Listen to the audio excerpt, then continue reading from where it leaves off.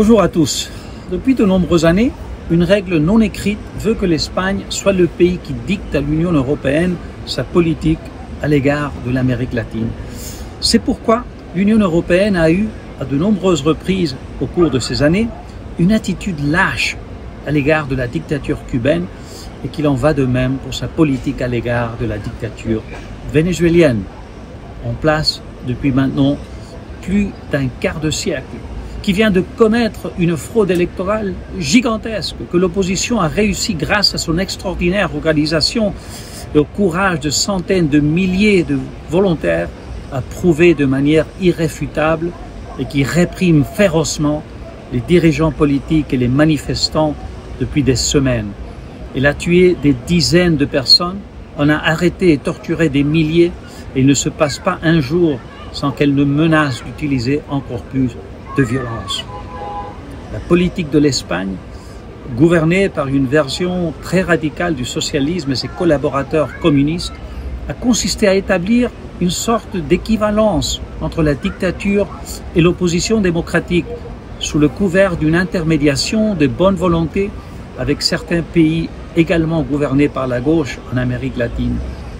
Pire encore, un rôle décisif dans cette politique a été et est encore joué par l'ancien Premier ministre espagnol José Luis Rodríguez Zapatero,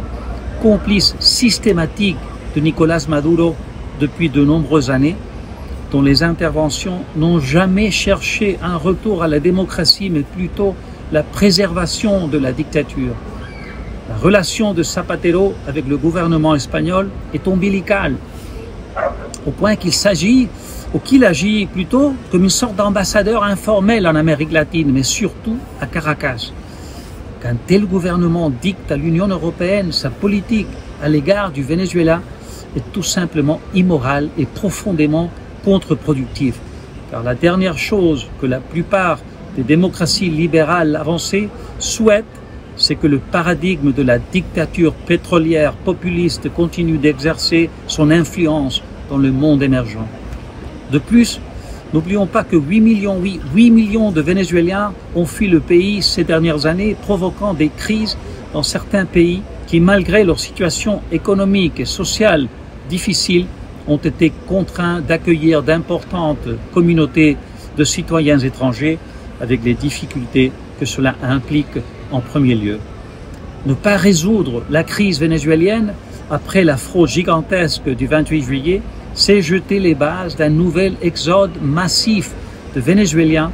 pour que le triomphe de l'opposition menée par le candidat vainqueur Edmundo González et la dirigeante extraordinaire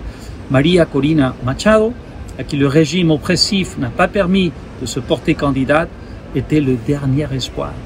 Ce qui devrait dicter la politique de l'Union européenne, ce n'est pas la langue commune avec l'Amérique hispanophone ou les anciennes relations coloniales, mais les principes les plus élémentaires de la civilisation